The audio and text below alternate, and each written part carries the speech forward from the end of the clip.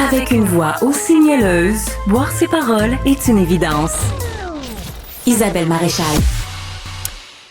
La banque mixte, qu'est-ce que c'est que cette affaire-là? C'est une façon d'adopter des enfants qui passent par la DPJ, la Direction de la protection de la jeunesse. Je vous en ai beaucoup parlé, on en parle beaucoup, évidemment, depuis les derniers mois maintenant. Oui, ça va faire bientôt, ça va faire 2 mois au moins là, qu'on est très occupé par ces dossiers de DPJ. Je dois vous dire que j'ai reçu plein de témoignages et je continue d'en recevoir au quotidien de parents qui sont profondément troublés, désolés, qui essayent qui essayent vraiment de faire valoir leur dossier parce que soit ils ont l'impression que la DPJ ne s'occupe pas bien de leur enfant, que leur enfant est trop placé ou déplacé. D'autres qui disent « on m'a pris mon enfant ».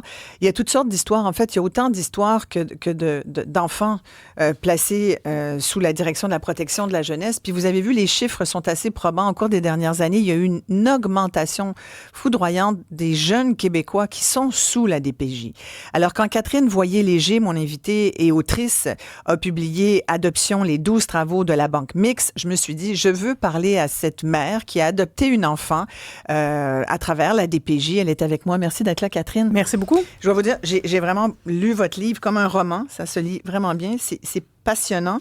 Et c'est surtout, moi, ce que j'ai trouvé très éducatif, c'est que votre expérience avec la DPJ nous montre que ce qui a été dit au cours des dernières semaines, il y a pas mal de vrai là-dedans. C'est-à-dire qu'il y a des intervenants dépassés, il y a un système qui est devenu trop gros pour bien s'occuper de nos enfants.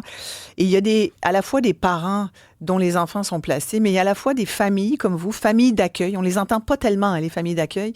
Et il y a des parents, des familles adoptives comme la vôtre, comme vous. Vous êtes un solo-parent, vous le dites, ouais. La solo-parentalité, c'est-à-dire que vous avez été capable, comme mère monoparentale, d'adopter une petite fille via la DPJ. Et ça fera d'ailleurs le 9 novembre, c'était le 9 novembre 2017, donc ça va faire 7 ans officiellement, presque jour pour jour. En fin de semaine, vous allez célébrer ça. Oui, c'est ça. 7 ans, c'est fou. J'y avais même pas pensé. C'est vrai? 7 ans? Oui, 7 ans. Ouais. Vous avez écrit ce livre-là parce que vous vous êtes dit, mon Dieu, si mon parcours peut en éclairer d'autres. Ça a été difficile, cette adoption. Ça a été un parcours. Ça a été un parcours long et difficile. D'ailleurs, quand la maison d'édition m'a approché pour écrire le livre, on était en janvier 2022. À ce moment-là, j'étais vraiment, de là les 12 travaux, dans la lourdeur administrative de tout ça. C'est ça qui me pesait, là. Je le raconte, là, mais entre autres, chaque mois, il faut signer un papier qu'on nous envoie par la poste, qu'on doit renvoyer avant telle date si on veut être payé pour dire que l'enfant a dormi toutes les nuits chez nous. Puis moi, je me disais, il n'y a jamais été question qu'elle ne dorme pas toutes les nuits chez nous quand elle est arrivée. Donc, pourquoi ça fait 6 ans que je signe des papiers à chaque mois? Là, on ne pourrait pas comme régler ça. T'sais. Parce qu'au départ, il y a ce que vous dites, pour être payé. Là, les gens vont dire, quoi, elle est payée? Oui. Parce que là, vous voulez... On est une famille d'accueil. Voilà. On est une famille d'accueil. Puis c'est vrai que dans les familles d'accueil régulières, il y a des enfants qui passent les week-ends dans leur famille d'origine. Mais c'est pas le cas de la plupart des familles banque mixte. Mais on a quand même cette lourdeur administrative. Et ça m'épuisait. La différence entre famille d'accueil temporaire et famille d'accueil banque mixte. Bon, sans rentrer dans les micro-détails, parce qu'il y en a, mais disons que la famille d'accueil banque mixte se présente comme une famille prête à offrir un projet de vie à très long terme, idéalement une adoption, mais ça peut être autre chose. Ça pourrait être une tutelle, on pourrait passer par le curateur public. Il y a différents projets de vie, mais la famille banque mixte est prête à ça. Donc, on va mettre chez les banques mixtes les enfants dont on pense qu'il y a très peu de chances qu'ils retournent dans leur famille d'origine, théoriquement, pour éviter que, par exemple, un enfant passe 2 ans dans une famille d'accueil régulière. Au bout de 2 ans, on se dit, il ne retournera jamais dans sa famille d'origine. Mais là, la famille régulière dit, non, moi, je l'adopte pas, là, c'est pas mon projet d'adopter un enfant. Et là, il faut le redéplacer quand il a créé des liens, tout ça. Donc, on l'envoie dans une famille d'accueil banque mixte qui doit vivre avec la crainte que c'est possible que l'enfant retourne dans sa famille d'origine. On nous prépare à ça, mais qui se dit prête, dès le départ, à offrir un projet de vie, une adoption, à garder cet enfant près d'elle. Vous avez aujourd'hui une petite fille, donc de 8 ans? Oui. Que vous avez eue à 15 mois. Exact. Et on vous avait dit un peu, ça a été long, là, on va passer toutes les procédures, ça a pris plus d'1 an, finalement, avant qu'on vous rappelle, à partir du moment où vous êtes allé à la première rencontre, on vous a dit, appelez-nous pas, on va vous rappeler, ça va prendre au moins 1 an, après ça a duré, plusieurs mois, bref. Et là, à un moment donné, on vous dit, on vous parle d'une enfant qui a à peu près 1 an, Et là, on vous dit c'est possible que ça marche avec elle. Ouais. Éventuellement, c'est plus elle. Après ça, c'est elle à nouveau. Ça commençait. Il y a comme comment on se sent comme famille qui veut adopter, qui a un désir d'enfant? On se sent souvent dans le noir. C'est un appareil très opaque, la DPJ. Pour plein de raisons, on ne nous parle pas beaucoup. Souvent, les intervenants vont dire « Je veux pas qu'on parle des prochaines étapes. T'sais, on est où on est. » Sauf qu'évidemment, c'est que là, toi, t'es comme, OK, là, bon, un jour, on m'approche pour cette fille, on me dit, là, c'est urgent, ça va se faire très vite. Et j'ai pas pensé demander qu'est-ce que ça veut dire très vite. Et donc, ça a été les 3 mois les plus longs de ma vie, parce que moi, dans le milieu d'où je viens très vite, ça veut dire demain matin. Ouais, c'est ça. Puis ça arrive. Moi, je connais des gens, là, ils ont été appelés, puis ils ont dit, on arrive dans 3 heures, là, montez votre bassinette, tu sais. Donc, c'est possible aussi. Donc, mais on sait peu de choses. Puis ça, c'est vrai à toutes les étapes. On est très peu informés. Donc, par moments, c'est très anxiogène parce qu'on comprend pas toujours très bien où on est rendu. Puis je le vois sur les groupes aussi d'entraide parce que des gens qui sont plutôt dans leur processus posent des questions aux autres. Puis je me dis, mais comment ça se fait que c'est pas leur intervenant qui leur explique ces choses-là, en fait? Mais il y a un peu une loi du silence qui, par moments, peut être assez lourde. Ouais. Vous avez vu tout ce qui s'est dit, tout ce qui est sorti cet automne. Oui. Comment vous vous sentez par rapport à tout ça? Et la presse qui a sorti un dossier terrible où on parle carrément de vol d'enfants qui sont donnés en banque mixte, donc à des parents adoptifs comme vous. Puis vous le dites à un moment donné, est-ce que je suis en train, vous êtes posé la question, est-ce que je suis en train de prendre l'enfant d'une famille qui pourrait l'avoir encore, d'une famille d'origine? Moi, je l'ai beaucoup vécu, cette espèce de duplicité-là. Puis ce qui est compliqué, c'est que tu peux pas, comme parent d'accueil, qui est dans le processus, poser une évaluation clinique ou juridique. Mais ce que ça te fait vivre, c'est que chaque fois que tu rencontres la famille d'origine, tu te dis, ouais, ils ont l'air de bien aller, là, quand même. Peut-être qu'ils se sont repris en main. Puis là, un temps, ils viennent aux rencontres. Puis là, tu te dis, est-ce que mon enfant va s'en aller? Puis tu souhaites pas de malheur à personne en même temps. Puis là, un moment donné, le téléphone sonne, puis là, c'est l'intervenante, puis là, elle t'annonce qu'il leur est arrivé une grosse bad luck, puis elle dit, ça, c'est bon pour votre dossier. Puis là, c'est comme, excusez-le, mais... Il y a du monde malheureux en ce moment, puis il se trouve que c'est la famille de mon enfant. J'ai pas envie qu'il soit malheureux, mais c'est bon pour mon dossier. C'est très déchirant. Moi, j'ai trouvé ça très dur. Avez-vous l'impression qu'il y a un parti pris négatif, là, un biais négatif envers les familles d'origine? Parce que c'est comme ça qu'on les appelle maintenant. On dit même plus famille de les parents biologiques. On dit même plus ça. Là, c'est comme... Puis je trouve que la terminologie crée une distance aussi, parce qu'on est passé de famille de parents biologiques ou famille biologique à famille naturelle. Puis là, on est rendu à famille d'origine. Oui, c'est ça. On s'éloigne des parents bio, là. Oui. Moi, j'ai pas senti une grosse distance. Je pense que moi, chaque fois qu'on a changé d'intervenant, j'ai senti des postures différentes. La première intervenante qui était avec nous, elle aimait pas beaucoup la banque mixte. Je le savais depuis le début. C'est-à-dire des parents comme vous? Oui, elle... Pourquoi? Je sais pas. Il y a des intervenants qui, l'adoption, pour eux, c'est le dernier. Il y a des intervenants, au contraire, on l'a bien vu dans les nouvelles, qui semblent plutôt pressés d'aller vers l'adoption. Ouais. Mais moi, ce que j'ai remarqué, c'est qu'on change souvent d'intervenant parce qu'il y a beaucoup de roulements. C'est fascinant. Puis chaque fois qu'on change d'intervenant, là, on est dans un nouvel univers. Des fois, ce qu'on vient de décider pour le projet de vie de l'enfant est remis complètement en question.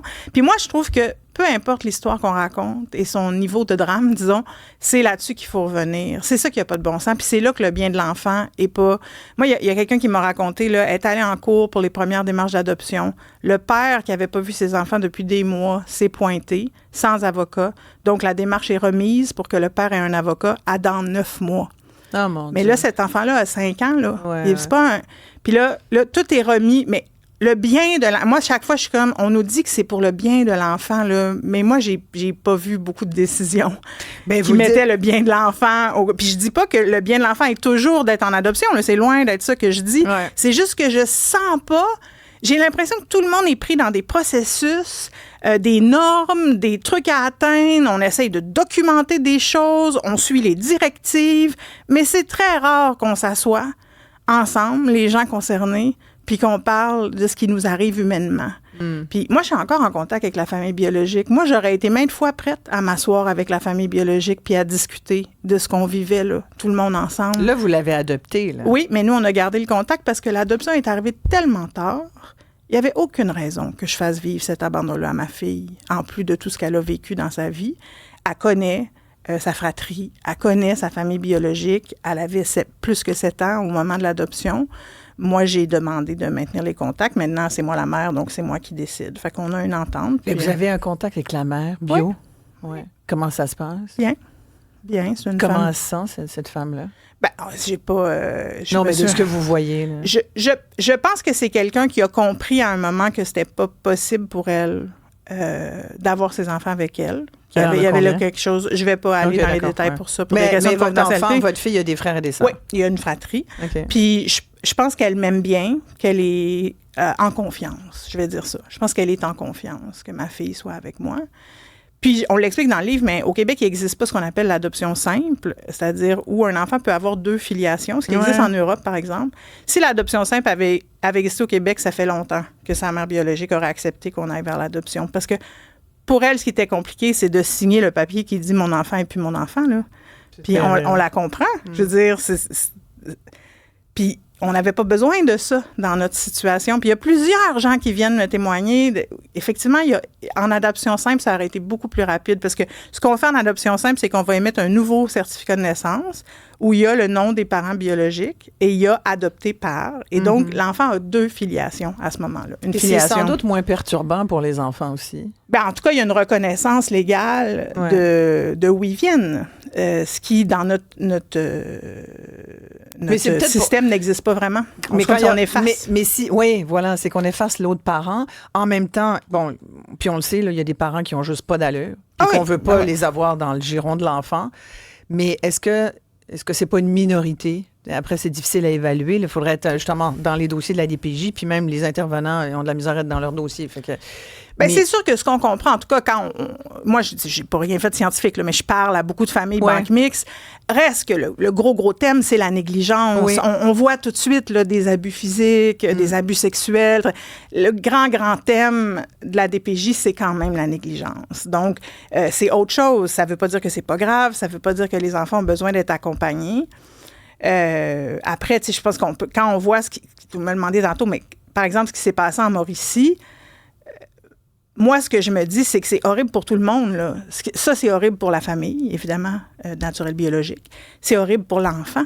C'est horrible aussi pour la famille adoptive. Parce qu'en Mauricie, puis d'ailleurs, la DPJ Mauricie, Centre du Québec est sous tutelle maintenant, c'est qu'on s'est rendu compte qu'il y avait effectivement des enfants qui auraient dû rester dans leur famille biologique parce que la famille avait du potentiel de se prendre en main. Les parents n'étaient pas complètement aliénants, puis il y avait moyen que l'enfant reste là, alors que finalement, on a pris des poupons, puis on les a... Puis j'ai des cas moi-même sur lesquels on est en train d'essayer de voir comment on peut les rendre publics, mais où je le lis, puis je parle à des avocates qui me disent effectivement, puis qui conviennent que même le juge a été mal informé, mais la décision a été faite, puis il y a même des avocats qui me disent c'est fini, il n'y a plus rien à faire, l'enfant va être placé jusqu'à sa majorité, alors que sa famille biologique aurait pu être encore dans sa vie et aurait pu avoir les droits parentaux toujours maintenus.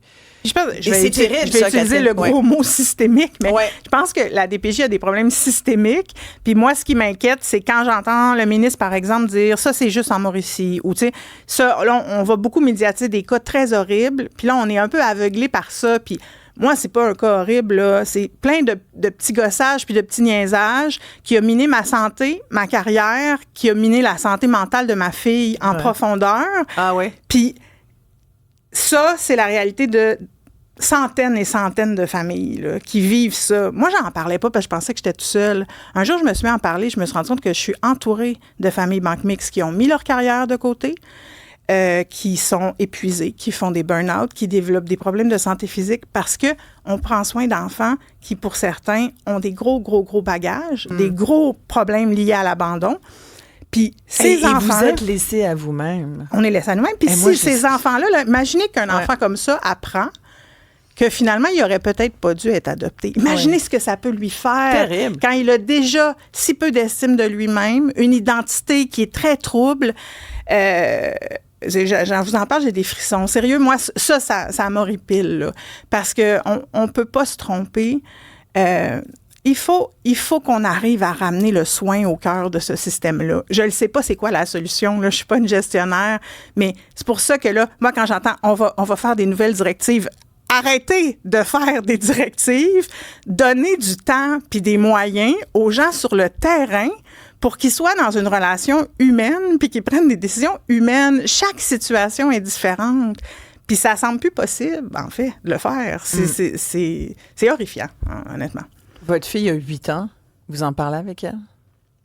Très peu de ça. On parle beaucoup de sa famille biologique.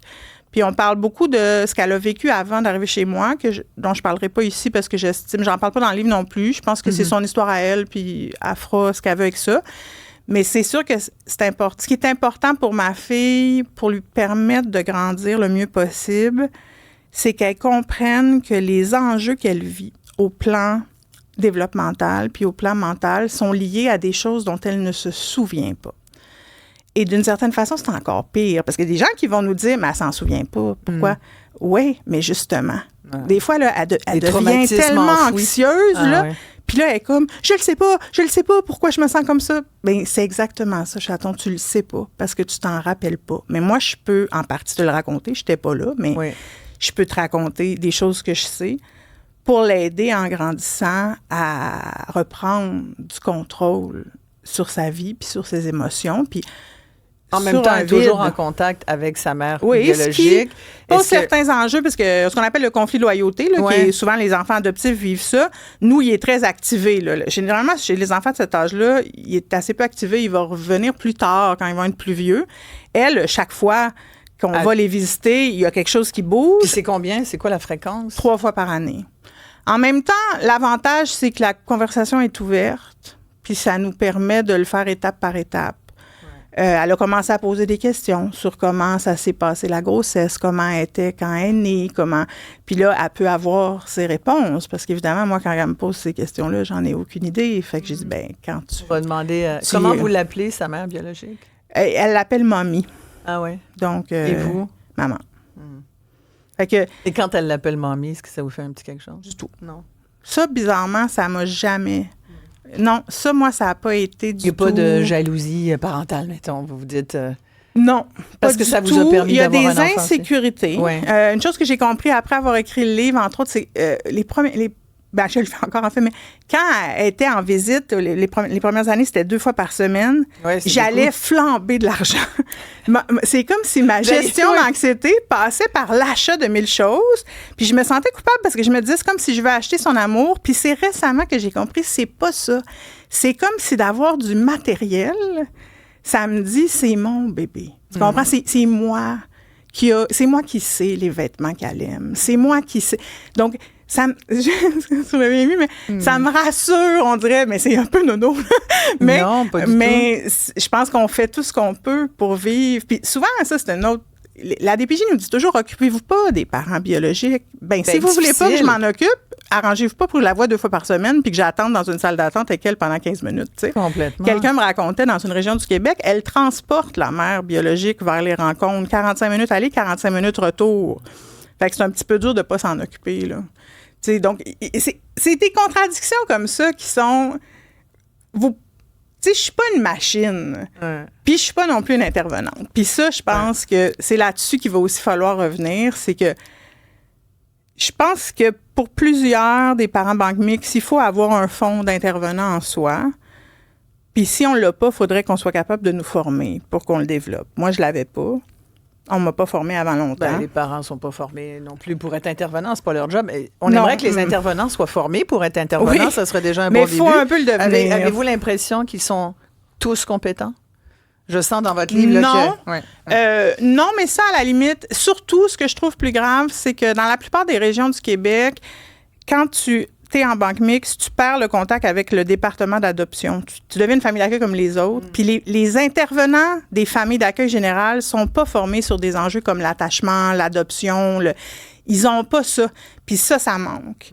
Parce que nous, on est dans une démarche à très long terme. Il faut travailler sur ces choses-là dès que les enfants sont petits.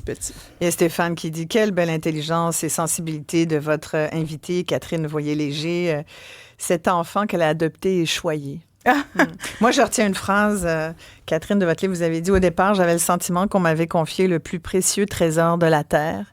Puis en même temps, au fond de moi, se terrait cette idée très vive que ce trésor n'était pas le mien. » Avez-vous l'impression que vous allez combattre ça encore? Non, c'est fini, ça. C'est fini, ça? Ben, ça dit mien. Elle n'est pas à moi, mais j'ai vous devez encore la partager. Oui, mais ça me... Non. J'ai vraiment... c'est moi qui ai 100% de la responsabilité d'elle. C'est vrai que quand l'adoption a été déclarée, j'ai été surprise de sentir le soulagement. Je n'avais pas réalisé que ça me pesait encore. Mais ça me pesait sur des choses comme, je vais dire très franche, là, à un moment donné, j'ai fait un burn-out, mais c'est, admettons, je fais une vraie grosse dépression, là, que je suis plus capable de sortir de mon lit. Ils peuvent me la prendre, là. Ouais. Ils ont encore le droit de me l'enlever.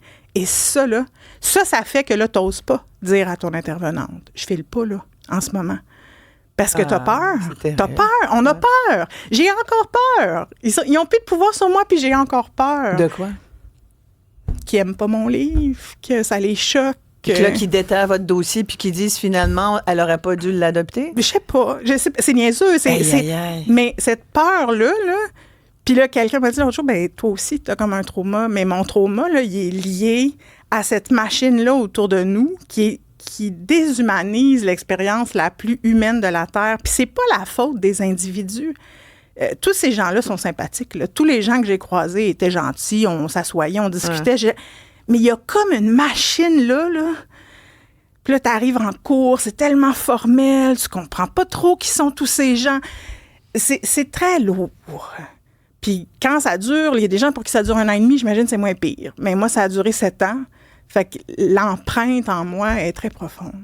Ah, mais moi, je sens qu'on vous laisse complètement tomber, les familles banque mixte. Quand vous avez eu votre enfant, donc en novembre 2007, il y a toute la notion de cocon. Là. Vous lirez son livre, vous comprendrez, mais en fait, on vous suggère de créer un cocon. C'est-à-dire, personne de l'extérieur peut rentrer là-dedans. En même temps, votre intervenante est partie en burn-out, je pense, ou en vacances. Non, elle avait un congé. C'est pas burn-out, elle avait un congé, bon. Fait que pendant 3 semaines, vous avez été toute seule. Même 1 mois et demi, je dirais. 1 mois et demi, vous avez été toute seule, sans personne de l'extérieur pour vous aider. Puis là, vous venez de nous dire, avec cette peur de dire, si je demande de l'aide, on va dire, oh, mon Dieu, elle est tellement pas compétente. Mais c'est terrible. Moi, je connais des gens qui s'est arrivé. Une mère solo qui n'arrivait pas à dormir, l'enfant dormait pas la nuit. Elle a demandé si on pouvait briser le cocon pour avoir quelqu'un chez elle, puis elle a perdu son enfant. Son enfant lui a été retiré. Mais ils agissent comme la police.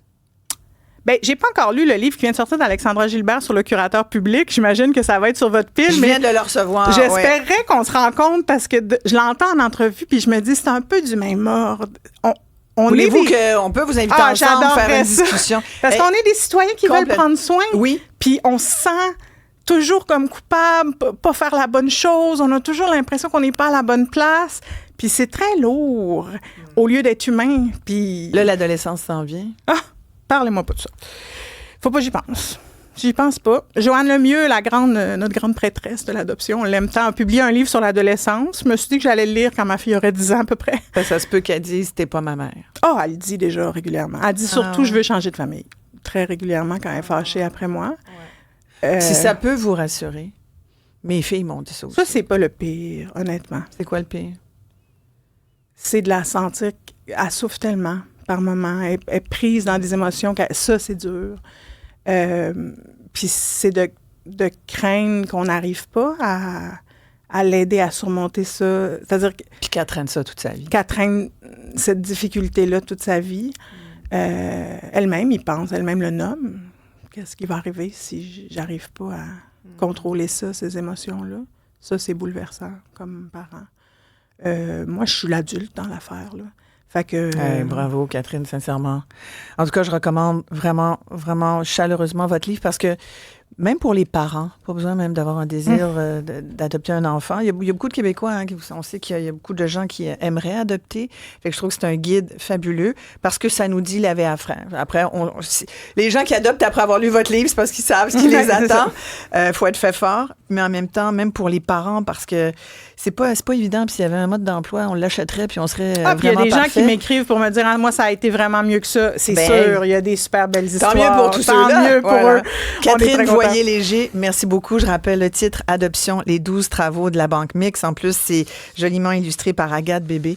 Alors, merci beaucoup, Catherine. Puis on va travailler sur la prochaine. Ça serait super. Ouais, on pense merci, à vous. Isabelle. Merci bien. Tout de suite après la pause, je reçois la présidente de la FTQ Construction, Magali Picard.